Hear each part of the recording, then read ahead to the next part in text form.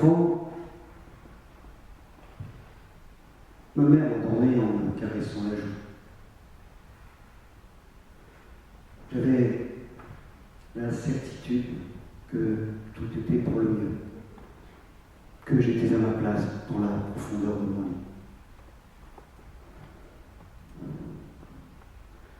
Je ne demandais qu'à vivre.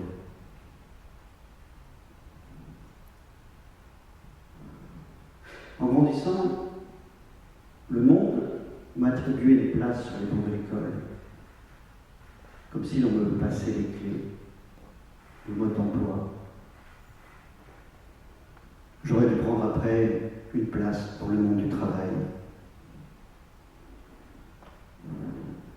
Je ne demandais qu'à vivre, payer mes factures, payer mes impôts, payer ma taxe d'habitation.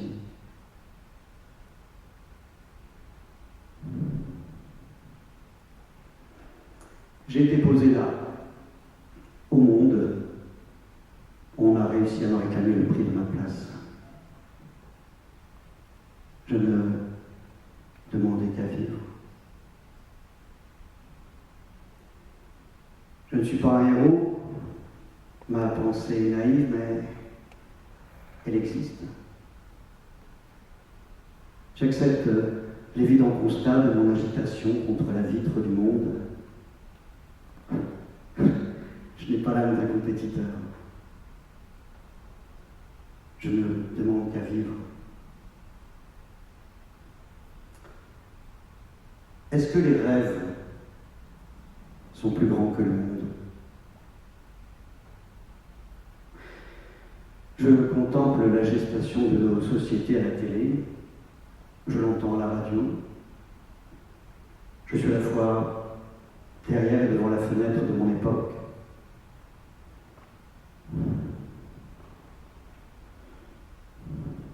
Je ne trouve rien d'autre à proposer à ce monde paradoxal qu'un cri silencieux. Je ne demande qu'à vivre.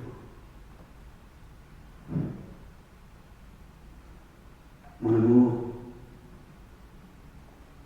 je suis parti car je me serais perdu en toi.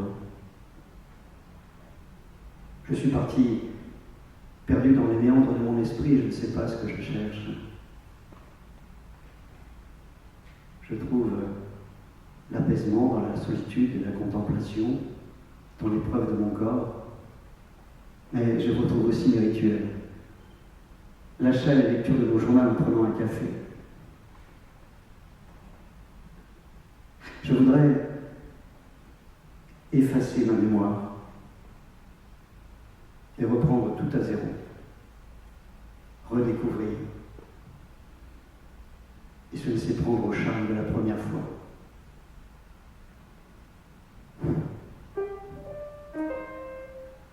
Je ne dormais plus, je suis parti. Je vis comme un simple témoin puissant le constat de tes ivresses, tes soliloques et ton sommeil. J'aimerais te rencontrer en possession de toute ta lucidité, dans le moment présent, loin de ta fuite de l'ici et maintenant.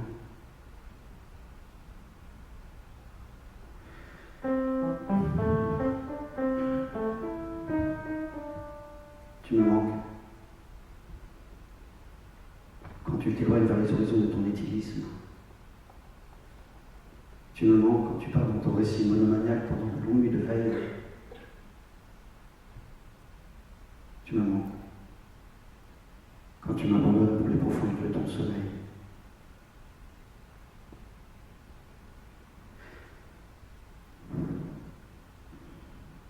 Parfois, j'interroge les champs de bataille de nos vies quotidiennes, du passage du temps sur mon épiderme, au lit défait d'une nuit sans sommeil, de l'émail du lavabo taché de dentifrice, au poil pubien suspect dans la douche, jusqu'au miel de pain laissé par les amants dans la précipitation d'un petit déjeuner. Et chaque indice est une histoire,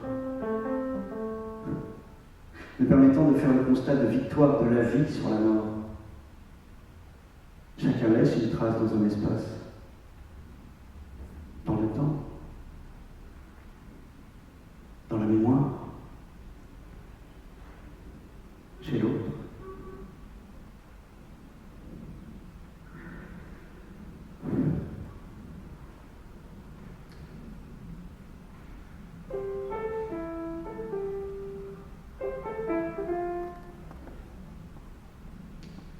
J'ai mis une porte entre le monde et moi. Dans l'ombre de ma chambre, je revisite les épisodes qui m'ont construit. Je fais quelques allers-retours par la fenêtre de ma mémoire. Le monde gronde et gratte derrière la porte comme un chien,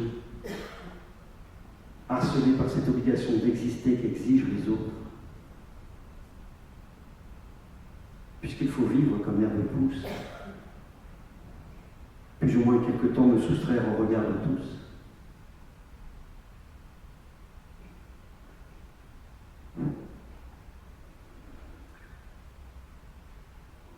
Aujourd'hui, on est entré dans ma chambre sous prétexte de faire le ménage. Je crois surtout qu'on voulait sonder le désordre de ma citadelle imprenable. Ils n'ont pas trouvé ce que je cachais puisque je n'y étais pas. Quelqu'un a essayé de bouleverser mon monde, mais les objets laissés sur le lit n'ont pas produit l'effet escompté. À part la traduction du dérangement que crée à l'extérieur mon retranchement.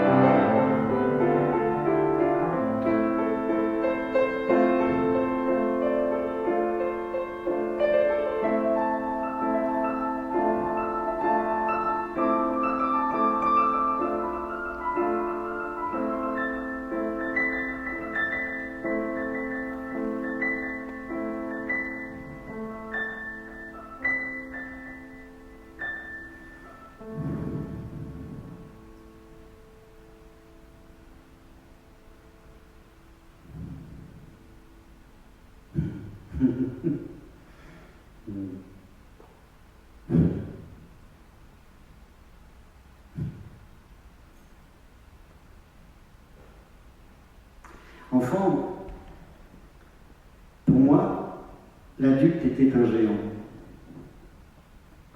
Son regard me renvoyait ce que j'étais, ou ce qu'il aurait voulu que je sois. L'adulte était un dieu d'injustice qui gouvernait mon monde.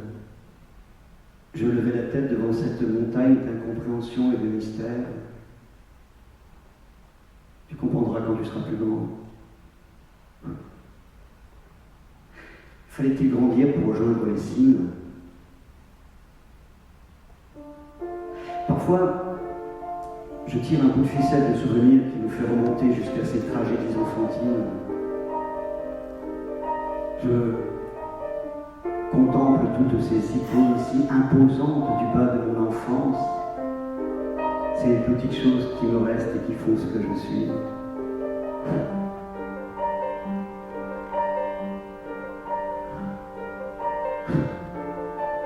Quels étaient ces géants qui m'ont impressionné,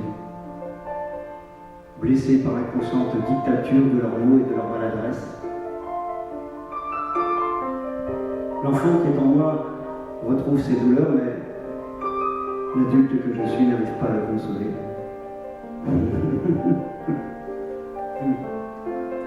À la maternelle, je ne me suis pas sauvé.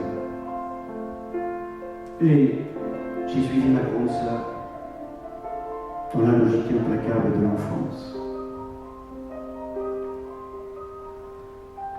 Mon histoire a ces anecdotes et ces deuils qui me font vivre et tous résonnent encore. Le temps pourtant me sculpte, me patine, mais une braise de souvenirs aussitôt s'enflamme. Ce ne sont pas les lieux familiers qui me bouleversent, mais les retrouvailles de ceux qui me rappellent qu'ils ont compté. Ce royaume d'enfance et d'adolescence, ce pays lointain et géographique que j'ai quitté me fait mesurer le temps passé et à quel point rien n'est digéré. Je m'appuie aujourd'hui sur des fondations mouvantes.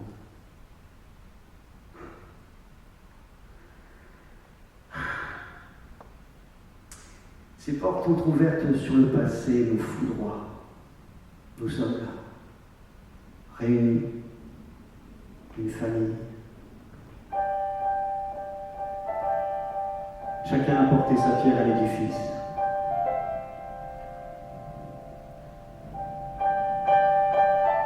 Et leur histoire est trahie. Je mesure aujourd'hui leur vol et leur don. Derrière la fenêtre où je les vois s'agiter, je contemple aussi la profondeur de mon reflet. Je le parcours en souvenir, frères, sœurs, cousins, cousines, oncles et tantes, et repense à ce que disait mon grand-père. L'élève dépasse toujours le maître.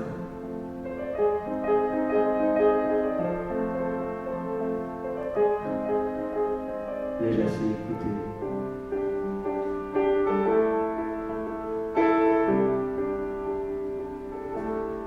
Nous évoquons ceux qui ne sont plus comme si nous étions des rescapés.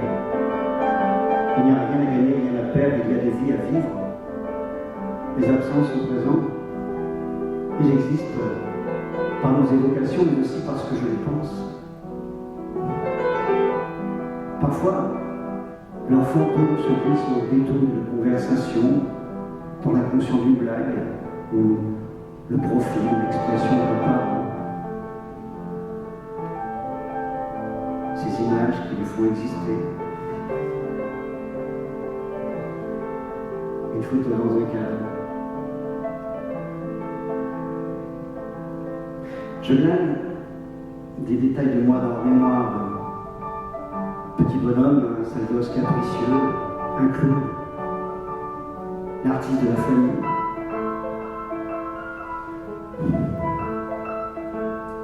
Dessiné par le regard des autres, dans ce monde peuplé de monstres où je cherche encore ma place.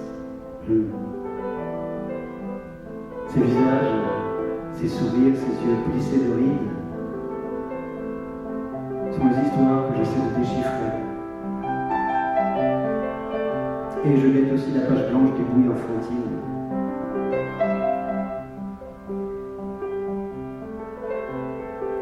Les regards complices se croisent, les générations s'apprivoisent. Une galaxie familiale où tous ces mondes s'entrechoquent, mais aussi se ressemblent. Je mesure cette perpétuelle reproduction en espérant qu'elle ne soit pas fidèle.